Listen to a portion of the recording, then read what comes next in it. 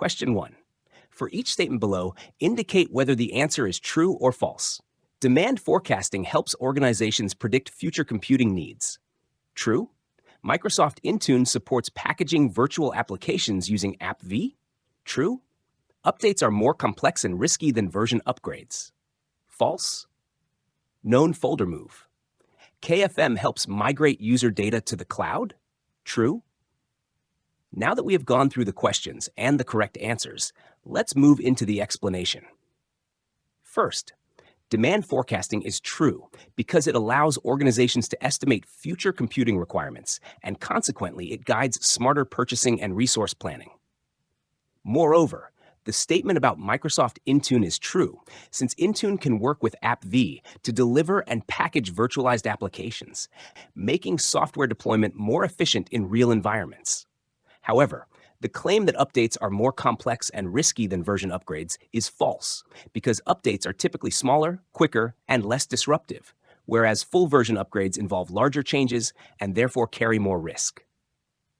Finally, KFM being true makes sense because known folder move automatically migrates user folders like documents and desktop to OneDrive, ensuring data is backed up and accessible across devices.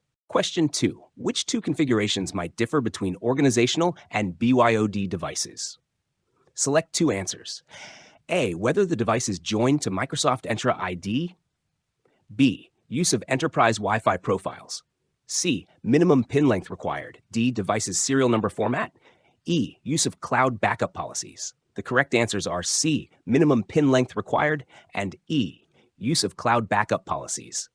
Now that we've gone through the options and identified the right choices, let's take a moment to understand why.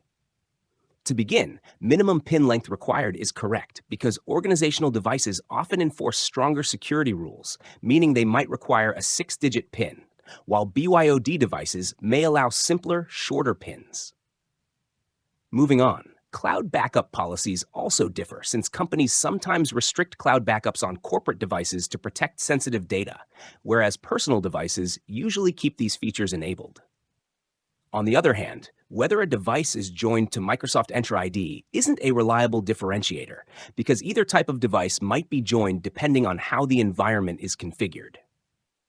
In the same way, enterprise Wi-Fi profiles are commonly applied to both corporate and BYOD devices, so users can connect securely. Lastly, the serial number format doesn't vary by policy at all, since it is determined by the device manufacturer, not the organization. Question 3. For each statement below, indicate whether the answer is true or false.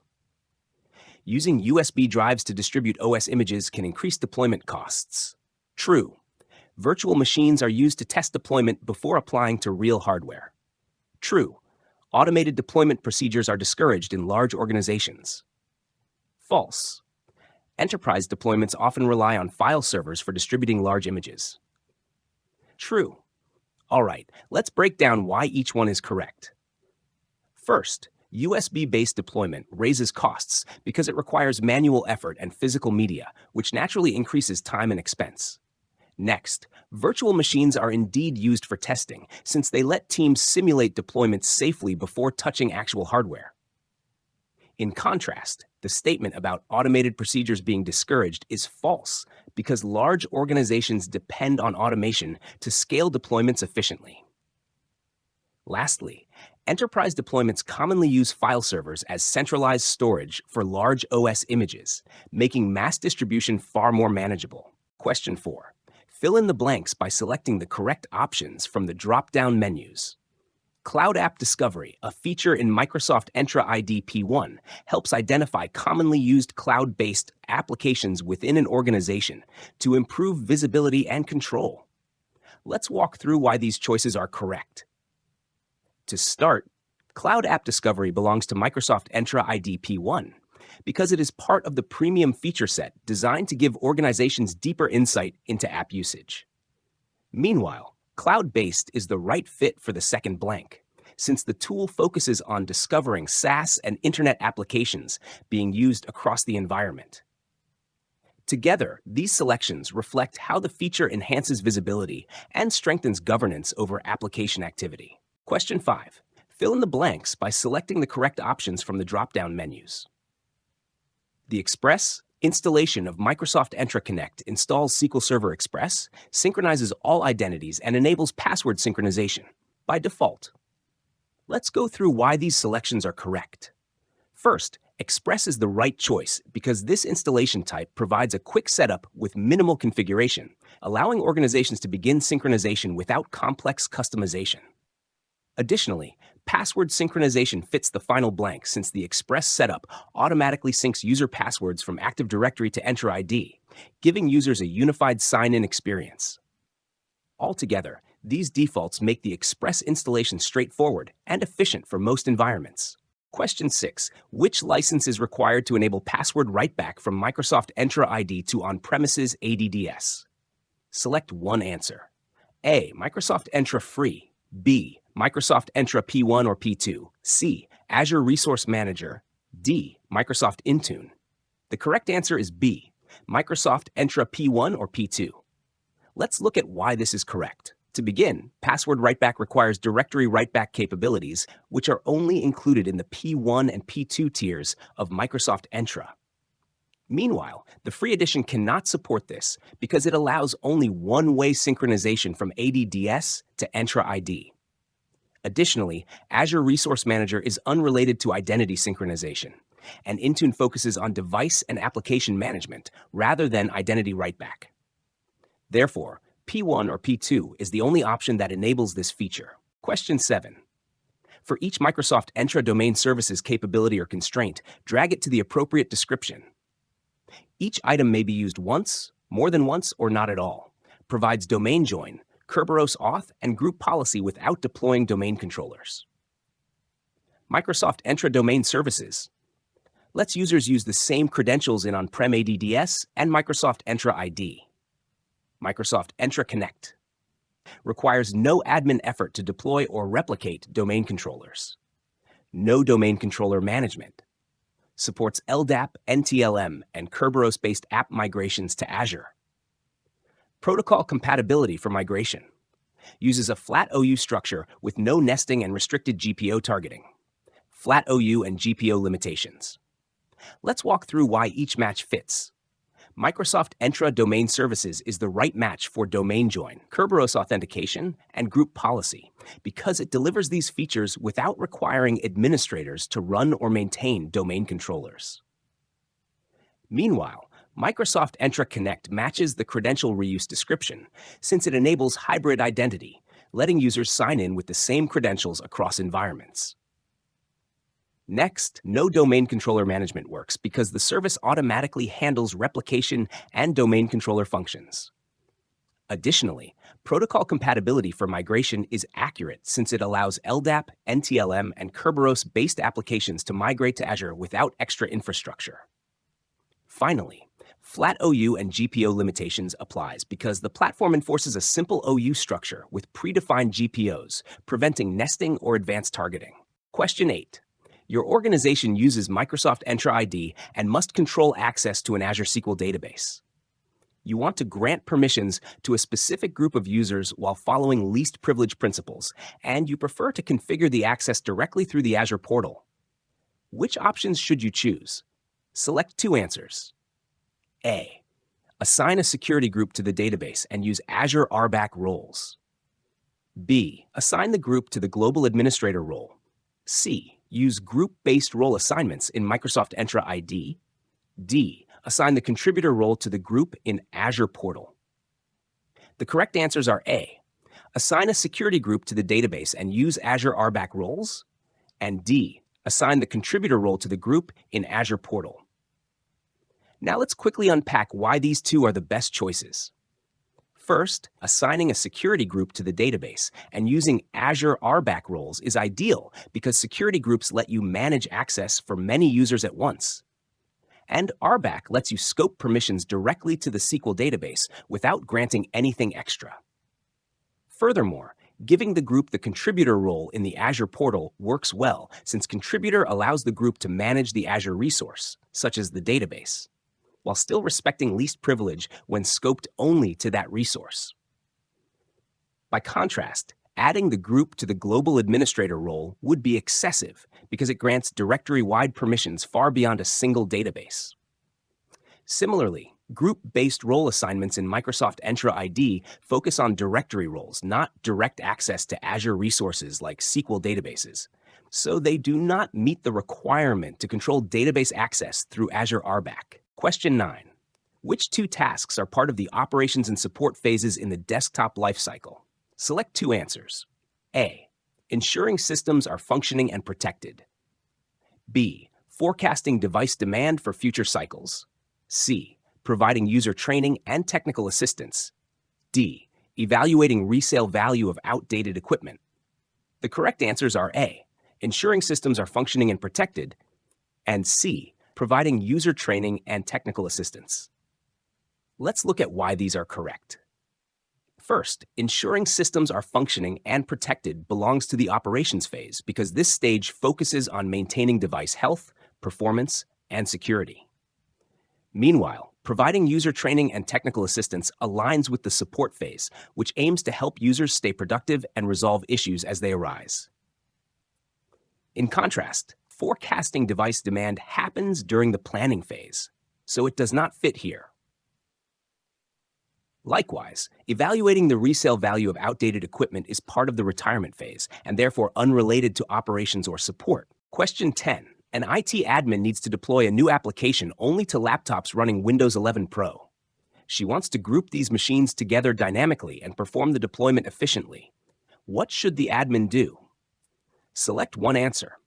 A. Create a query-based collection filtering by OS type. B. Create a manual device collection and add machines by hostname. C. Use configuration baselines to group devices. D. Use Intune filtering to deploy based on device tags. The correct answer is A. Create a query-based collection filtering by OS type. Here's why this option is the best choice. To start, a query-based collection is ideal because it dynamically groups devices based on attributes such as operating system, ensuring Windows 11 Pro laptops are automatically included as they meet the criteria. Meanwhile, manually adding devices by hostname would be inefficient and unable to adapt to changes over time. Additionally, configuration baselines assess compliance rather than group devices for deployment, so they don't help here. Finally, Intune filtering is unrelated in this context because the deployment scenario is based on Configuration Manager, not Intune. Question 11. A company administrator wants to stop managing a lost device but ensure that only work data is removed. The user's personal data should remain untouched. Which action should the administrator take in Intune? Select one answer. A. Perform a full wipe. B. Block device access and disable the account. C. Perform a selective wipe. D. Move the device to an unmanaged collection. The correct answer is C. Perform a selective wipe. Here's a clear explanation. A selective wipe is designed specifically for this scenario because it removes only corporate data while leaving the user's personal apps, photos, and files intact. In contrast, a full wipe erases everything on the device, which would not meet the requirement to preserve personal data. Blocking device access and disabling the account prevents use of the device, but does not remove any data. Moving the device to an unmanaged collection isn't applicable either, since Intune doesn't use collections like Configuration Manager. Question 12. For each statement below, indicate whether the answer is true or false. The onmicrosoft.com domain can be renamed once the organization is fully set up. False. CNAME records are required to enable automatic enrollment with Microsoft Entra ID P1. False. You must verify your custom domain before synchronizing on-premises Active Directory. True. Each domain name must have 2 CNAME records to support device registration and enrollment. True. Let's go through each one briefly. First, the onmicrosoft.com domain cannot be renamed or removed after setup, which makes the first statement false. Moving on, CNAME records are helpful but not required for automatic enrollment, so the second statement is also false. However, verifying a custom domain is essential before syncing with on-premises Active Directory because verification ensures users can authenticate with their existing domain credentials. Finally, the last statement is true Because two specific CNAME records, Enterprise Enrollment and Enterprise Registration, must be configured for proper device registration and enrollment. Question 13. Fill in the blanks by selecting the correct options from the drop-down menus. A Device Enrollment Manager DEM account can enroll up to 1,000 devices in Intune. When using DEM with iOS, you cannot use Apple Configurator or DEP, and devices cannot be placed in supervised mode. On Android, only 10 work profile devices can be enrolled with a single DEM. Here's a quick explanation to tie it together. First, the DM limit of 1,000 devices is the maximum number Intune allows for a single DM account. Additionally, Apple Configurator are incompatible with DEM on iOS, which is why neither option can be used. Furthermore, supervised mode cannot be applied because supervision is not supported on iOS devices enrolled through a DEM account. Finally, Android Work Profile enrollment is limited to just 10 devices per DEM, ensuring the account isn't used for large-scale Android enrollments. Question 14. Fill in the blanks by selecting the correct options from the drop-down menus. To enroll a BYOD Android device into Intune, users must first install the Company Portal app from Google Play. Then sign in using their work or school account. Here's a short explanation to support these choices. First, the Company Portal app is required because it is Microsoft's official enrollment app for Android devices.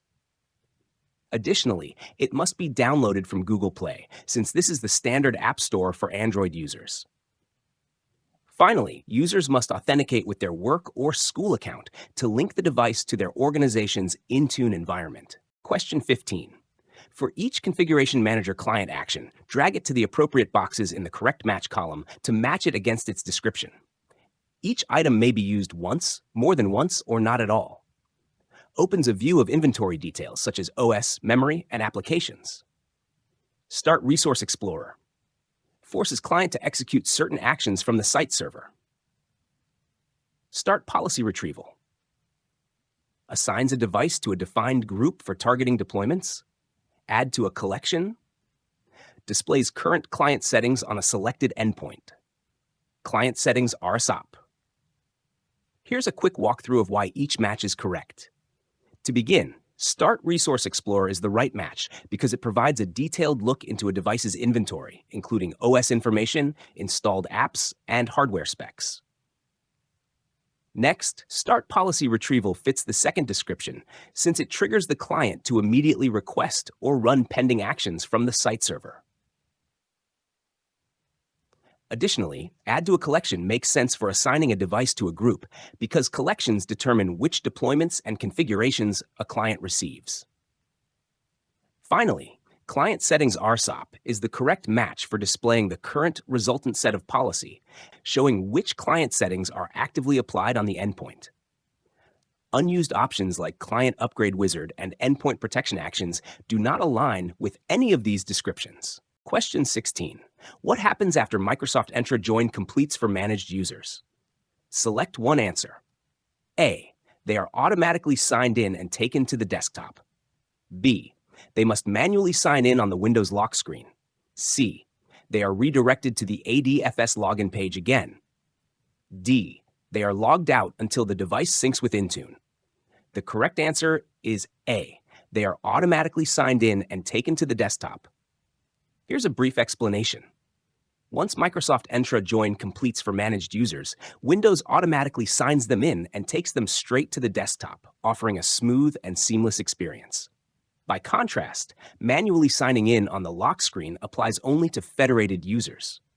Additionally, redirection to the ADFS login page happens earlier in the join process, not afterward.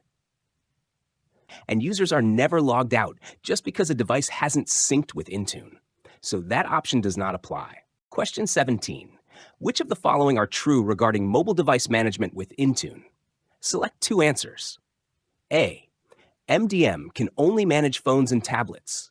B. Hybrid MDM is the recommended approach for new tenants. C. The Apple MDM push certificate requires an org-authorized Apple ID. D. The MDM authority must be explicitly set to enable Intune enrollment. E. Intune does not support managing macOS devices. The correct answers are C. The Apple MDM push certificate requires an org-authorized Apple ID. And D. The MDM authority must be explicitly set to enable Intune enrollment. Here's a quick explanation. To begin, the Apple MDM push certificate must use an organization-authorized Apple ID because personal Apple IDs are not permitted for certificate creation. Additionally, the MDM authority in Intune defaults to none, which means it must be explicitly set before devices can enroll. Meanwhile, the statement that MDM can only manage phones and tablets is incorrect, since Intune also manages laptops and desktops.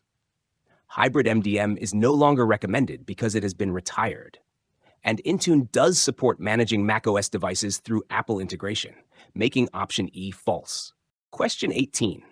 Your organization wants to manage only company-owned devices and prevent employees from enrolling personal phones. Additionally, the organization wants to identify corporate-owned devices by their hardware identifiers. What should you configure in Intune to meet both requirements? Select one answer. A. Enable device compliance policies. B. Configure enrollment restrictions and corporate identifiers. C. Require multi-factor authentication for enrollment. D. Use Device Enrollment Manager to limit user enrollment. The correct answer is B. Configure enrollment restrictions and corporate identifiers. Here's a clear explanation. Enrollment restrictions block personal devices from enrolling, ensuring that only approved corporate devices can be added to Intune. At the same time, corporate identifiers such as IMEI or serial numbers allow Intune to recognize and manage devices owned by the organization. Meanwhile, compliance policies only control device behavior after enrollment, not whether the device can enroll. Multi-factor authentication enhances security, but doesn't prevent personal device enrollment or identify ownership. And the Device Enrollment Manager is intended for bulk enrollment scenarios, not for restricting personal devices or marking corporate ones. Question 19. You're troubleshooting a macOS shell script that fails intermittently on certain devices. You want to minimize end-user disruption and ensure the script retries if it initially fails. Which two settings should you configure? Select two answers. A. Hide script notifications. B. Max number of times to retry if script fails. C. Run script in 64-bit shell mode. D. Change the script to run in the system context. E. Assign the script to a Windows PowerShell group. The correct answers are A. Hide script notifications, and B. Max number of times to retry if script fails. Let's break down why these two settings are the right choice. First, hiding script notifications reduces end-user disruption because the script can run and even retry in the background without popping up alerts that might confuse people. Next, configuring the maximum number of times to retry if the script fails builds in automatic retry logic, so a temporary issue on the device doesn't cause the script to give up after one attempt. Meanwhile, running the script in 64-bit shell mode is not relevant here because that option applies to PowerShell, not macOS shell scripts. Additionally, changing the script to run in the system context might help with permissions, but does nothing to control user notifications or retries. Finally, assigning the script to a Windows PowerShell group is incorrect since a macOS shell script must be targeted to Apple devices, not Windows-specific groups. Question 20. For each statement below, indicate whether the answer is true or false. Apple Configurator can be used to enroll corporate-owned iPhones into Intune. True. The DEP Device Enrollment Program is a Microsoft Intune-specific service. False. PowerShell scripts must be smaller than 200 KB to be uploaded to Intune. True. Shell scripts on macOS must begin with a valid interpreter declaration, e.g. #bin/sh. True. Here's a brief explanation for each. Apple Configurator being true makes sense because it is an approved method for enrolling corporate-owned iOS devices into Intune. Meanwhile, the DEP statement is false since DEP is an Apple service, not something created or owned by Microsoft. Additionally, PowerShell scripts uploaded to Intune must indeed be under 200 KB, which makes that statement true. Lastly, macOS shell scripts must start with a valid interpreter line like /bins-h, so the final statement is also true. Question 21. Fill in the blank by selecting the correct option from the drop-down menu. The ESR storage region is determined by the Microsoft Entra directory country or region value. Here's a brief explanation. The Microsoft Entra directory country or region value dictates where ESR data is stored, and this location cannot be changed once the directory is created. Other options, such as Desktop Apps, Credential Manager, File Server Resource Manager, or UEV, do not influence ESR storage regions at all. Question 22. Which tool can be used to enroll corporate-owned iOS devices into Intune? Select one answer. A. Apple Configurator. B. Microsoft Endpoint Manager Portal. C. Company Portal App. D. Windows Configuration Designer. The correct answer is A. Apple Configurator. Here's a brief explanation. Apple Configurator is designed specifically for preparing and enrolling corporate-owned iOS devices into Intune, making it the correct choice. By comparison, the Microsoft Endpoint Manager Portal is used for managing devices, not directly enrolling them. The Company Portal app is primarily used for personal or BYOD enrollment rather than corporate-owned setups. And Windows Configuration Designer applies only to Windows devices, so it cannot enroll Apple hardware. Question 23. Arrange the following steps to manually sync a device with Intune using the Microsoft Intune Admin Center. Instruction. Drag and drop the items into the correct order, starting with the first step at the top. Go to Devices, All Devices. Select a device from the list. Select More Sync. Confirm the sync action. Monitor the sync status in Devices. Monitor device actions. Let's walk through the sequence so it makes sense. First, you begin by navigating to Devices and opening the All Devices view, which lets you see every managed device. After that, selecting the specific device from the list allows you to access its individual actions. From there, choosing More and then Sync triggers Intune to send a check-in request to the device. You then confirm the sync action so the process can begin without delay. Finally, you monitor the sync status by going to Devices, then Monitor, and opening Device Actions to track progress and verify completion. Question 24.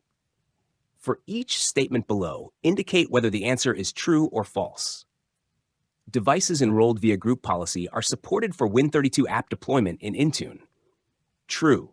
App metadata fields like publisher and category are configured during the upload process. True. Delivery optimization is not supported for Win32 apps in Intune. False. Toast notifications can be suppressed when assigning Win32 apps. True. Here's a short explanation for clarity. To begin, devices enrolled via group policy are indeed supported for Win32 app deployment through the Intune management extension. Additionally, metadata fields such as publisher and category are entered when uploading the Win32 app package. However, the delivery optimization statement is false because Intune does support delivery optimization for Win32 apps, helping reduce bandwidth consumption. Lastly, Toast notifications can be suppressed so users aren't interrupted during app installation. Question 25. Fill in the blanks by selecting the correct options from the drop-down menus. In Configuration Manager, a deployment type defines how an application is installed, while a requirement determines whether the target device is eligible to receive that application. Here's a brief explanation. A deployment type specifies the installation content and logic, outlining exactly how the app is delivered to the device. Meanwhile, a requirement filters which devices can receive the app based on properties like OS version or hardware characteristics. Other options, such as revision, supersedence, application group, or purpose, do not describe installation logic or eligibility filtering. Question 26. Arrange the phases of the software lifecycle managed by group policy. Instruction. Drag and drop the items into the correct order, starting with the first step at the top. Deployment. Maintenance. Removal. Here's how the flow works. First comes deployment, where group policy installs the software onto targeted users or computers. After that, the maintenance phase handles updates, repairs, or redeployments as needed. Finally, removal concludes the lifecycle when the software is no longer required and group policy uninstalls it. Question 27. Arrange the steps to deploy an app to an unenrolled device using Intune. Instruction. Drag and drop the items into the correct order, starting with the first step at the top.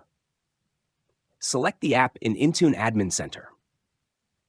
Click Properties and go to Assignments. Choose Available with or without enrollment. Add a user group. Save the configuration. Here's how the sequence works. You begin by selecting the app you want to deploy in the Intune Admin Center. Next, under Properties, you access the Assignments section to define how the app should be made available. After that, choosing Available with or without enrollment ensures the app can reach unenrolled devices through the company portal. Then you add the user group that should have access to the app. Finally, you save the configuration to apply the assignment. Question 28. For each statement below, indicate whether the answer is true or false. The Enterprise Mode Site List Manager v2 simplifies XML creation for small-scale deployments. True. Microsoft recommends using the HTTP protocol for storing your site list. False. IE Suser enables you of F12 dev tools in IE mode. True. Group policy supports separate settings for both IE and Microsoft Edge site list paths. True. Here's a brief explanation. Version 2 of the Enterprise Mode Site List Manager is indeed easier to use and supports improved XML handling, making the first statement true. However, Microsoft recommends HTTPS rather than HTTP to protect the integrity of the site list file, so the second statement is false. Additionally, IE CQuser can launch IE mode sessions with F12 developer tools available, which makes the third statement true. Finally, group policy does provide separate configurations for Edge and Internet Explorer site list paths, making the last statement true as well. Question 29. Fill in the blanks by selecting the correct options from the drop-down menus. To ensure centralized control over rendering behavior, organizations must set the configure the Enterprise Mode Site List policy to point to a secure XML path, such as https:/localhost 8e_modelist.xml. If the source becomes unreachable, the list is still cached locally. Now let's walk through why these choices are correct. First, configuring the Enterprise Mode Site List policy tells Microsoft Edge exactly where to retrieve the XML instructions that dictate how sites should render, ensuring consistent behavior across the organization. Because the XML file contains rules that must remain tamper-proof, Microsoft strongly recommends hosting it on a secure HTTPS endpoint. This protects the integrity of the list and prevents unauthorized modification. Finally, even if the XML source becomes temporarily unavailable, the browser uses a locally cached copy so that IE mode continues functioning without interruption, which prevents user disruption and maintains compatibility. Question 30. Match each Configuration Manager app model element to its immutable function. Each item may be used once, more than once, or not at all. Deployment type defines installation instructions and content. Detection method checks if app is already installed. Dependency ensures prerequisites are installed first. Supersedence replaces an older app with a newer one. Now let's walk through the explanation. Deployment type defines exactly how an application is installed, and consequently, it includes the instructions and required content for that installation. Moreover, every Configuration Manager application relies on this element to determine its setup behavior. Detection method checks whether an app is already installed and therefore helps prevent unnecessary reinstallations by confirming the presence of the software before any action is taken. For instance, if a user already has the latest version, the system avoids reinstalling it. Dependency ensures prerequisites are met, and consequently, it validates that any required applications are installed first so the main app can function properly. A real-world parallel would be installing a graphics driver before installing a gaming application. Supersedence replaces an older app with a newer version, and similarly, it automates upgrade paths so that outdated software is updated without manual effort. This keeps environments consistent and secure across devices.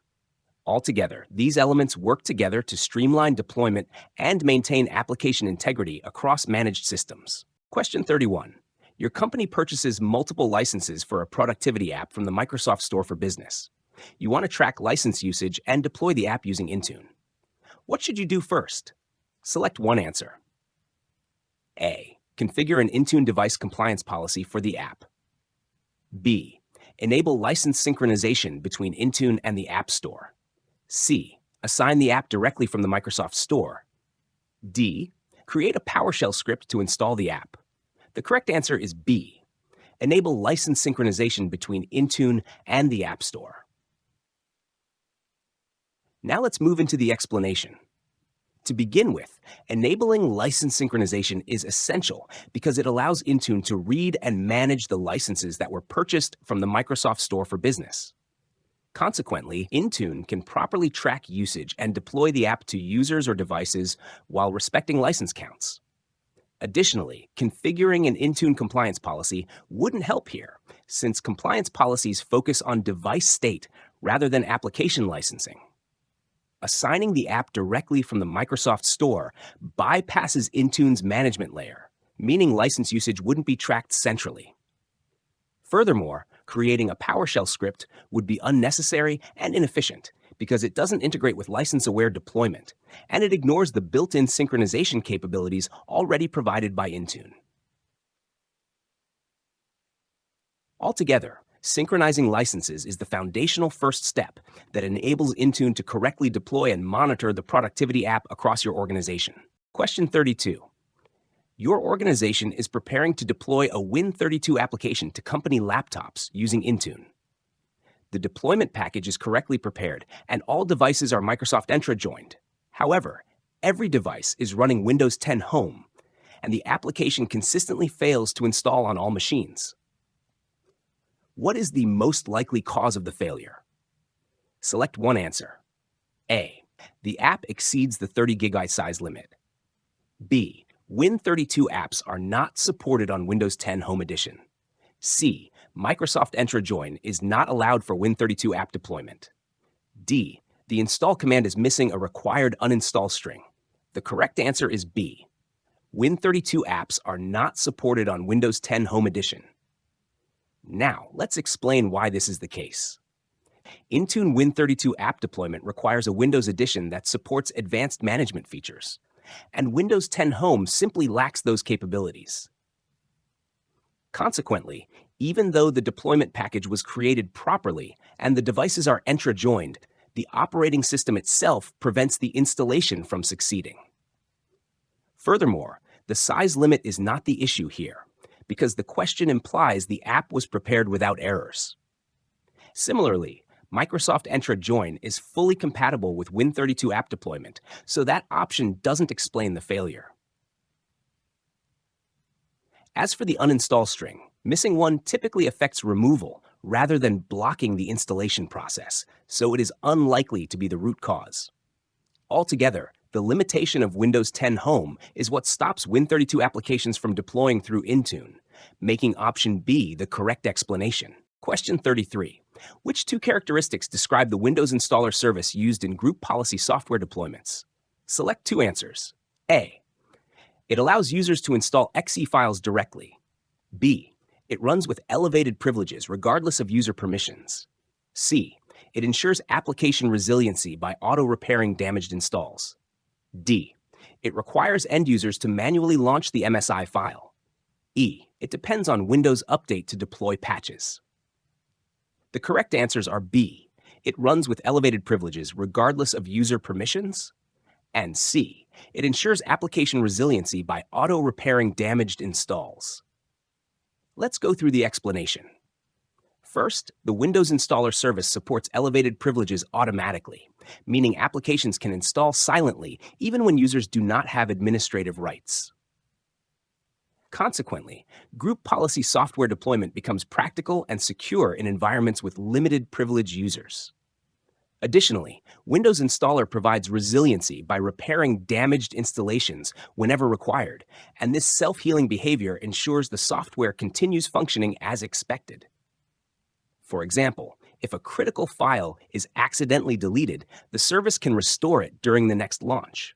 However, exe files cannot be deployed directly through group policy since they must be packaged as MSI before distribution. Likewise, users do not need to manually start MSI files because group policy handles assignment and installation automatically. Windows Update also plays no role in this process because MSI-based patches are applied through GPO upgrade configuration rather than through the update service. Altogether, elevated privileges and built-in resiliency are the defining characteristics that describe how Windows Installer functions in group policy deployments. Question 34. Which feature enables MAM protection for apps that were not originally built with Intune support? Select one answer. A. Intune Secure Browser. B. Microsoft Defender for Endpoint. C. App Wrapping Tool. D. Microsoft Edge WebView. The correct answer is C. App Wrapping Tool. Let's break down why this is the right choice. The App Wrapping Tool allows organizations to apply MAM protection to existing line of business apps without modifying the source code. Consequently, apps that were never designed with Intune in mind can still receive policy-based protections like data encryption and access control. On the other hand, Intune Secure Browser is simply a managed browser, not a tool for altering application behavior. Likewise, Microsoft Defender for Endpoint focuses on device-level threat protection rather than app-level management. Additionally, Microsoft Edge WebView has no role in MAM policy enforcement, as it is only a rendering component for web content inside applications. Altogether, the App Wrapping Tool is the feature that enables MAM protection for non-Intune-aware applications, making option C the correct answer. Question 35. Which two elements can be included in an enterprise mode sitelist XML file to define rendering behavior? Select two answers. A. Open in. B. Compat mode. C. HTTPS validate. D. Edge mode. E. MS store allow. The correct answers are A. Open in and B. Compat mode. All right, let's walk through the explanation. The open-in element tells the browser whether a site should be opened in Internet Explorer mode or in Microsoft Edge, and consequently, it controls the routing behavior for legacy or modern rendering. Additionally, the Compat mode element defines which document mode the site should use, such as IE7 Enterprise, allowing older web applications to run properly even in modern environments. On the other hand, HTTPS validate is not part of the schema used for enterprise mode site lists, and therefore cannot appear in the XML. Likewise, Edge mode is not a valid tag, since Edge is the default rendering engine unless the site list specifically overrides it. Finally, MS store allow is unrelated entirely, as the enterprise mode site list does not use or recognize that tag for compatibility or rendering settings. Altogether, only open-in and compat mode are valid elements for defining browser behavior within an enterprise mode site list. Question 36. You are deploying a business-critical app to both corporate and personal devices. You need to ensure that company data used in the app is protected from being copied into unmanaged apps. What should you do? Select one answer. A. Use Windows Defender Application Guard. B. Apply conditional access policies to the app. C. Configure a device compliance policy. D. Apply Intune app protection policies to the app. The correct answer is D. Apply Intune app protection policies to the app. Now that we've gone through the question and the answer, let's move into the explanation. First, Intune app protection policies are designed specifically to prevent data leakage by controlling how data is handled inside managed apps. This is especially crucial in BYOD environments, where you cannot fully control the device, but can still control company data within the app. Meanwhile, Windows Defender Application Guard focuses on isolating browser sessions and isn't intended for protecting app-level data. Similarly, conditional access policies determine who can access an app or service, but do not stop data from being copied once inside the application. Additionally, device compliance policies assess the overall health and posture of a device. but do not provide in-app data protections. Therefore, applying Intune app protection policies is the most effective approach to safeguard company data in both corporate and personal devices. Question 37. Your organization enables self-service password reset SSPR in Microsoft Entra ID? You want to ensure users have valid alternative methods defined and confirmed periodically. Which configuration best meets this goal? Select one answer. A. Require users to update their passwords weekly. B. Configure users to register and reconfirm authentication methods periodically. C. Use a group policy setting to enforce MFA. D. Limit the use of SMS-based authentication. The correct answer is B. Configure users to register and reconfirm authentication methods periodically. Let's unpack why this is the best choice. By configuring users to periodically register and reconfirm their authentication methods, you directly ensure that recovery options like phone numbers and email addresses stay accurate and usable when someone needs to reset a password. Consequently, SSPR remains reliable because outdated methods are regularly refreshed. In contrast, forcing weekly password updates mainly affects sign-in security and does not guarantee that recovery methods are valid. Similarly, enforcing multi-factor authentication through group policy improves login protection, yet it does not verify or refresh SSPR details. Moreover, limiting SMS-based authentication might reduce risk, but still does nothing to confirm that users have working alternative methods configured. Altogether, only the periodic registration and confirmation setting truly aligns with the goal of keeping self-service password reset methods current and dependable. Question 38. Fill in the blanks by selecting the correct options from the drop-down menus. The Web Application Proxy Service allows organizations to publish internal apps using web-based protocols, while work folders let users sync files with internal file servers even when outside the corporate network. You're going to get the explanation next. To begin with, the Web Application Proxy Service is designed to securely internal business applications to external users, and it does that by relying on familiar web-based protocols, which makes access seamless and secure across devices. Moreover, because it uses standard web technologies, organizations don't need complex VPN configurations to enable external reach. Additionally, work folders operate quite differently. They allow users to sync their personal work files directly with internal file servers, ensuring that data stays consistent whether the user is inside the corporate network or working remotely. As a result, employees can maintain productivity without needing mapped drives or manual transfers. Altogether, these selections highlight how both tools extend secure access and synchronization beyond the office environment, while serving different but complementary purposes. Question 39. A cloud service provider CSP hosts multiple customers on virtualized networks using Hyper-V. One customer asks to establish a site-to-site VPN between their on-premises network and their hosted virtual network in the data center. Which solution should the CSP deploy? Select one answer. A. Deploy direct access using Windows Server 2016. B. Use a single-tenant RAS gateway with NAT. C. Configure a multi-tenant RAS gateway with site-to-site VPN support. D. Publish internal resources using Web Application Proxy. The correct answer is C. Configure a multi-tenant RAS gateway with site-to-site VPN support. Let's break down why this is the right choice. First, a multi-tenant RAS gateway is designed specifically for cloud service providers that host many isolated customer networks, and it supports site-to-site VPN connections, plus routing protocols like BGP. Consequently, it can securely link the customer's on-premises network to their own virtual network in the data center without affecting other tenants.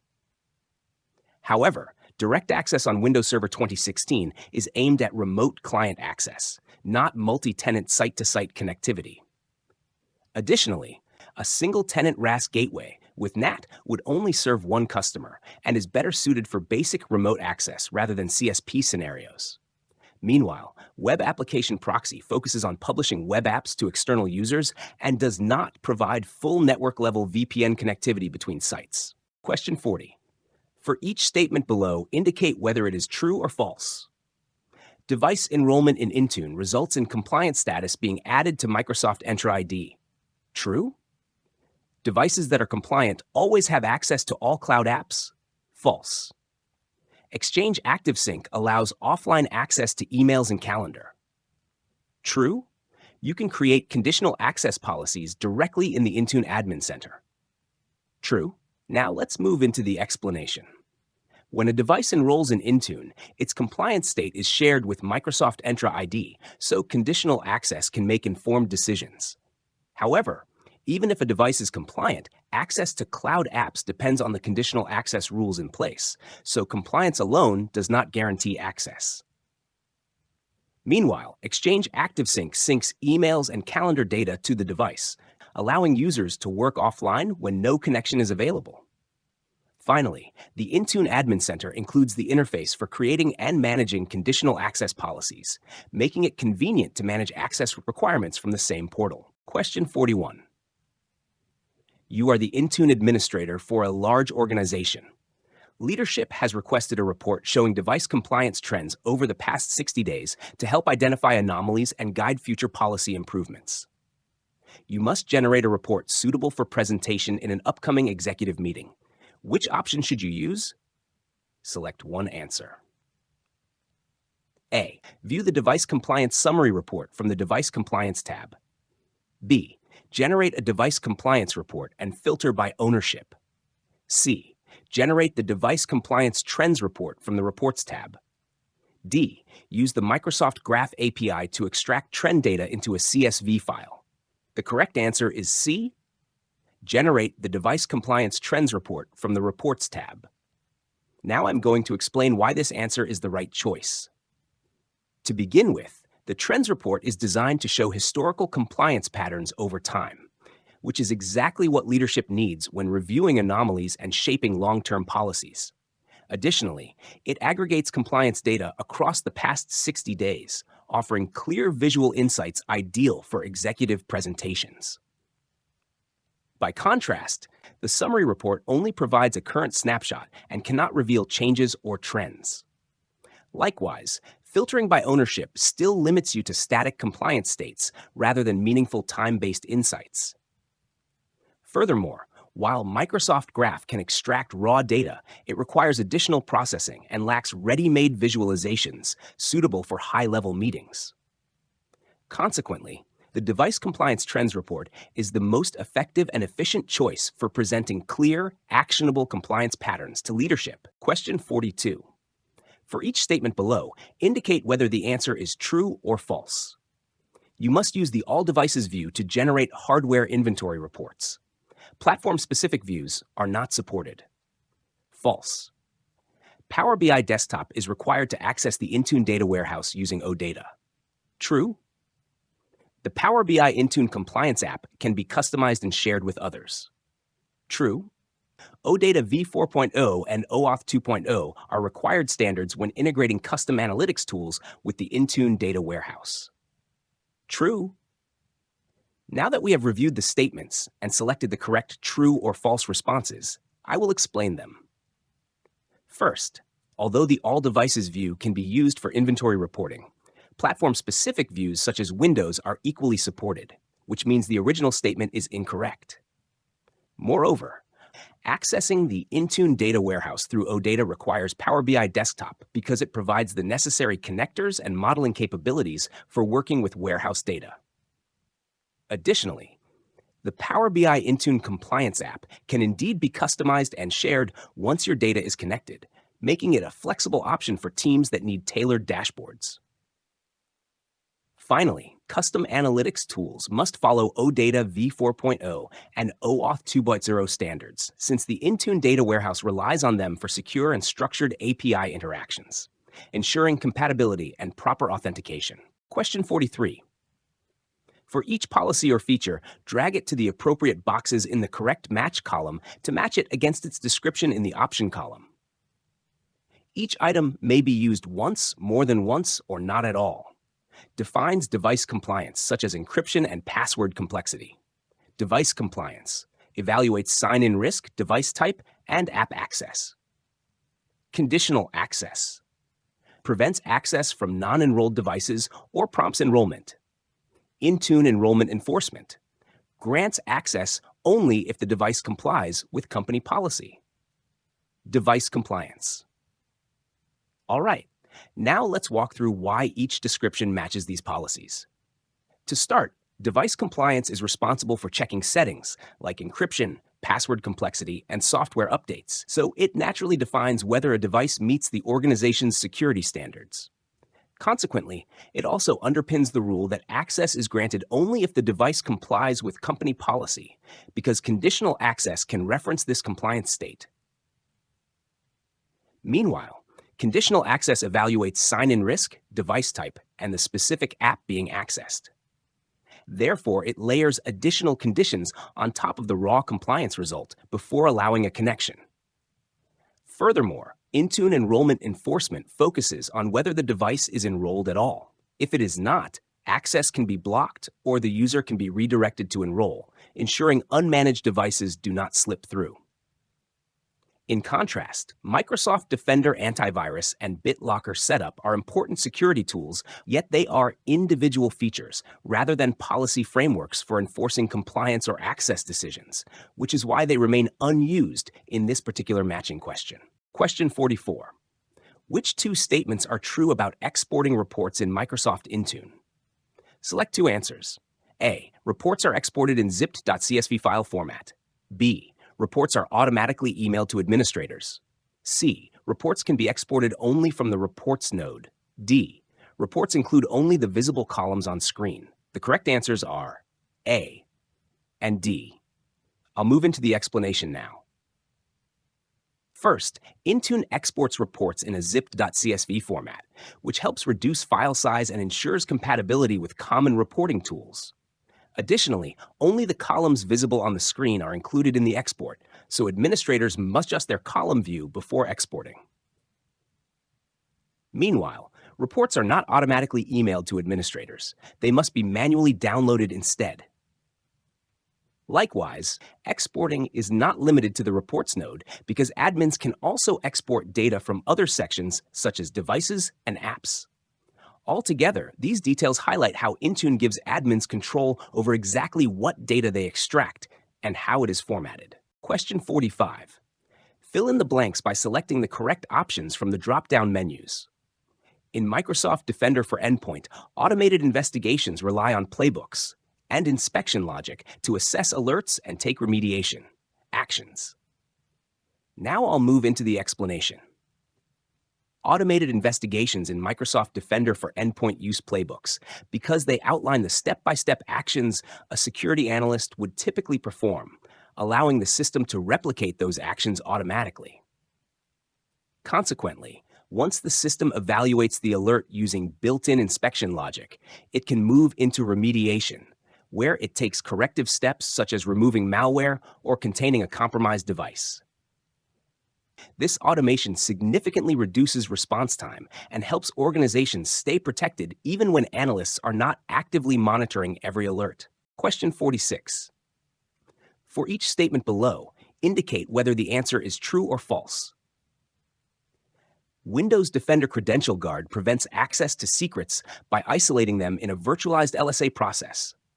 True, Windows Security Center requires manual activation after installing Windows. False, Microsoft Defender Antivirus can scan based on a custom schedule. True, firewall rules automatically apply to all networks regardless of profile. False? Now I'll move into the explanation. Credential Guard is marked true because it uses virtualization-based security to isolate sensitive LSA secrets, preventing attackers from extracting credentials.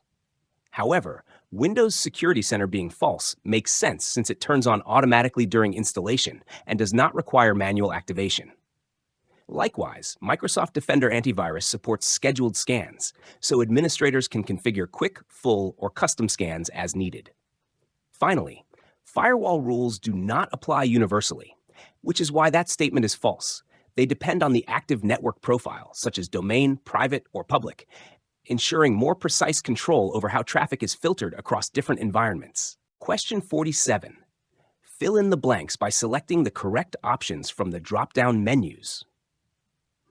Windows Defender Credential Guard uses virtualization-based security to isolate secrets such as NTLM hashes and Kerberos tickets from the operating system.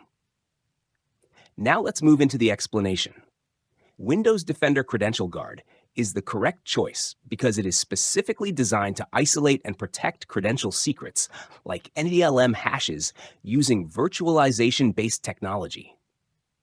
This separation keeps sensitive authentication material out of reach from the main operating system, reducing the risk of credential theft. Additionally, virtualization-based security is correct since it creates a protected environment where the isolated LSA runs independently, ensuring that attackers cannot extract stored credentials even if the OS is compromised.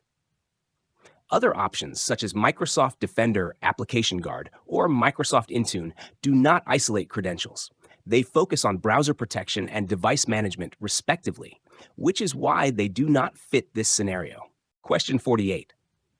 An enterprise needs to protect highly sensitive authentication material, such as Kerberos tickets and derived credentials from theft techniques like pass the hash and pass the ticket. They also require the configuration to persist across reboots and be centrally deployed at scale to Windows 10 devices. Which options meet these requirements? Select two answers. A. Use group policy to enable Credential Guard with UEFI lock. B. Enable Device Guard and Credential Guard together. C. Install AppLocker rules through local security policy. D. Create a device configuration profile in Intune with endpoint protection settings. The correct answers are A. Use group policy to enable Credential Guard with UEFI lock, and D. Create a device configuration profile in Intune with endpoint protection settings. Now let's move into the explanation to understand why these two answers are correct. A is correct because enabling Credential Guard with UEFI lock provides virtualization-based security and keeps credentials protected even across reboots. It isolates secrets such as Kerberos tickets and NTLM hashes so attackers cannot extract them. D is correct as well, because Intune's endpoint protection profile allows centralized deployment of Credential Guard at scale, which is essential for large enterprises using Entra ID joined devices. B, however, is incorrect since Device Guard is a separate feature and does not configure Credential Guard. C is also incorrect because AppLocker focuses on application whitelisting rather than protecting credential secrets. So the correct answers remain A and D. Question 49. For each statement below, indicate whether the answer is true or false. You can create snapshot reports in Cloud Discovery to analyze app usage. True email templates used by Defender for cloud apps must follow Microsoft's default layout. False. Risk score metrics in Cloud Discovery can be customized based on your organization's preferences. True. You can assign domains in Defender for cloud apps to help organize discovered data. True. Now let's move into the explanation to understand why these answers are correct. The first statement is true because snapshot reports provide a one-time analysis of uploaded logs, giving quick insights into app usage trends. The second statement is false, since Defender for cloud apps allows admins to upload and use their own custom email templates rather than relying on Microsoft's default layout. The third statement is true because Cloud Discovery lets administrators adjust risk scoring to align with organizational priorities, improving the accuracy of risk evaluations. And the fourth statement is true because assigning domains enhances grouping and filtering of discovered data, making analysis more organized and efficient. So the correct answers remain true, false, true, true. Question 50. Which two browsers are supported for accessing the Microsoft Defender for Cloud Apps portal? Select two answers. A. Mozilla Firefox. B. Brave. C. Google Chrome. D. Opera GX. E. Internet Explorer. The correct answers are A. Mozilla Firefox and C. Google Chrome. Now let's move into the explanation to understand why these two answers are correct. Mozilla Firefox is supported because it is officially recognized by Microsoft as compatible with the Defender for Cloud Apps portal, ensuring smooth navigation and proper feature functionality. C is also correct, since Google Chrome is widely supported across Microsoft security and compliance portals, offering reliable performance for cloud-based dashboards. Brave, however, is not officially listed as a supported browser, despite its Chromium base. Opera GX is designed for gaming rather than enterprise environments, so it is not validated for security portals. And Internet Explorer is deprecated and lacks support for modern web frameworks required by Defender for cloud apps. So the correct answers remain A and C. Question 51. For each Windows Information Protection WIP-related concept, drag it to the appropriate boxes in the correct match column to match it against its description in the option column. Each item may be used once, more than once, or not at all. Automatically detects and controls sensitive data regardless of its location. Data loss prevention, DLP, applies protection directly to the content of a document. Information rights management, IRM, allows removal of organization-owned data from personal devices. Selective wipe differentiates between organizational and personal data in apps. Enlightened apps enables administrators to control app access to organizational data. App access rules. Now let's move into the explanation to understand why these answers are correct. Data loss prevention is correct because it identifies, monitors, and controls sensitive information regardless of where it is stored, which is essential for preventing unauthorized exposure. Additionally, information rights management applies protection directly to documents, ensuring that restrictions follow the file even after it leaves the device. Selective wipe is appropriate because it removes only corporate data from a user's device, maintaining personal privacy while enforcing organizational security. Meanwhile, enlightened apps distinguish between business and personal data so that Windows information protection policies apply only to organizational information. App access rules are also correct since they define which apps can access or handle protected company data, giving administrators fine-grained control. User credentials and permission lists are not used here because they do not classify or dynamically protect sensitive data like the WIP features do. So the correct matches remain DLP, IRM, selective wipe, enlightened apps, and app access rules. Question 52. What is the primary role of Microsoft 365 Security Center in Microsoft Defender for Endpoint? Select one answer. A. View secure boot logs. B. Perform backup and recovery. C. Monitor and triage endpoint alerts. D. Configure network segmentation policies. The correct answer is C. Monitor and triage endpoint alerts. Now let's move into the explanation to understand why this answer is correct. The Security Center's main purpose is to serve as the central console where security teams review, investigate, and respond to alerts generated across endpoints. It consolidates threat data and provides tools for triage and incident response, making it essential for day-to-day security operations. Moreover, viewing secure boot logs is not handled here because those logs are managed by TPM and System Guard rather than the Security Center. Additionally, backup and recovery are not part of Defender for Endpoint's capabilities, as those tasks fall under dedicated backup solutions. Finally, configuring network segmentation belongs to firewall or network policy tools, which means the Security Center does not perform that function. So the correct answer remains C, monitor and triage endpoint alerts. Question 53. You've created several policies in Defender for Cloud Apps to monitor risky behavior and protect sensitive data. What should you do next to assess their effectiveness? Select one answer. A. Enable email notifications for all apps. B. Apply session controls to all discovered users. C. Disconnect any unused apps from the App Connectors page. D. Review the Policies tab to view alerts and matched activities. The correct answer is D. Review the Policies tab to view alerts and matched activities. Now let's move into the explanation to understand why this answer is correct. Reviewing the Policies tab is the key step because it shows whether your policies are triggering as intended, and it allows you to analyze the alerts and activities they capture.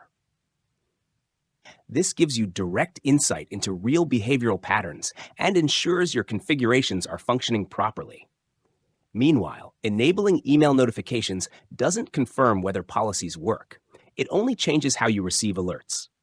Additionally, applying session controls to all users is unrelated to evaluating existing policy effectiveness, since those controls affect access sessions rather than policy behavior.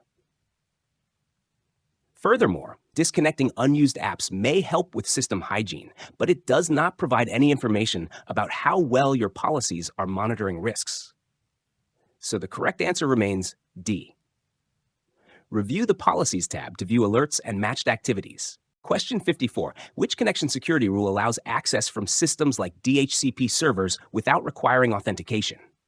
Select one answer. A. Authentication exemption rule. B. Tunnel rule. C. Server-to-server rule. D. Isolation rule. The correct answer is A. Authentication exemption rule. Let's break down why this is the right choice. The authentication exemption rule is designed to allow infrastructure services, such as DHCP or certificate authority servers, to communicate without being forced to authenticate. This ensures those essential services continue operating smoothly across the network. Meanwhile, the tunnel rule focuses on encrypting and encapsulating traffic for IPsec tunnels, but it does not bypass authentication. Similarly, the server-to-server rule secures communication between specific machines, yet it still requires authentication and therefore doesn't fit this scenario. Finally, the isolation rule enforces authentication rather than relaxing it, making it unsuitable for systems that must operate without authentication checks. So, the correct answer remains A, authentication exemption rule. Question 55. For each statement below, indicate whether the answer is true or false. Endpoint analytics can be used without Configuration Manager. True. Microsoft Intune can deliver Windows 11 readiness reports directly. False. Endpoint analytics identifies devices that can't run Windows 11 and explains why. Microsoft Intune provides inventory data for managed assets. True. Now let's walk through the explanation to make each statement clear. Endpoint analytics operates independently of Configuration Manager, which makes the first statement true. However, Windows 11 readiness reporting is part of Endpoint analytics, not Intune directly, so the second statement is false. Next, Endpoint analytics includes the Work from Anywhere report, which identifies devices that cannot run Windows 11 and explains the reasons, making the third statement true. Finally, Intune does provide inventory data such as hardware details, OS versions, and installed software for managed devices, so the last statement is true. Those are the correct true or false responses for question 55. Question 56. For each statement below, indicate whether the answer is true or false. You can import both original Windows media and custom captured images into the deployment workbench. True. PowerShell can be used to automate application import into MDT. True. unattend.xml files are mandatory when creating a task sequence in MDT. False. System Image Manager is used to edit the answer files used during Windows deployment. True. Let's transition into the explanation so you can clearly understand each response. MDT fully supports importing both full Windows installation media and custom WIMs, which is why the first statement is true. Additionally, the MDT PowerShell module includes commands that automate application imports, making the second statement true as well. However, a task sequence does not require an unattend XML file to function. It's only needed when you want deeper customization, so the third statement is false. Lastly, System Image Manager is the correct tool for creating and modifying unattend.xml files used in automated deployments, which makes the final statement true. Those are the correct true or false answers for question 56. Question 57. What are two roles of boot images in Configuration Manager deployment? Select two answers. A. Provide full OS installation packages for Windows 10 and 11. B. Initiate deployment by loading into Windows PE. C. Deliver scheduled updates to managed devices. D. Connect to deployment shares to start installation. E. Handle out-of-box application packaging. The correct answers are B. initiate deployment by loading into Windows PE, and D, connect to deployment shares to start installation. Now shifting into the explanation so you can understand why these two roles matter. Boot images are built on Windows PE, allowing devices to launch into a minimal pre-installation environment, which is essential for beginning an OS deployment.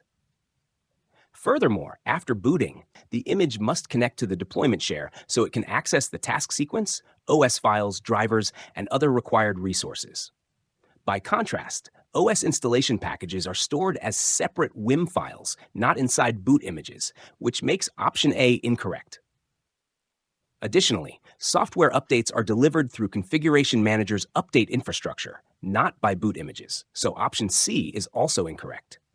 Finally, out-of-box application packaging is handled elsewhere in the deployment workflow, not by the boot image, which rules out option E. So the valid roles remain B and D. Question 58.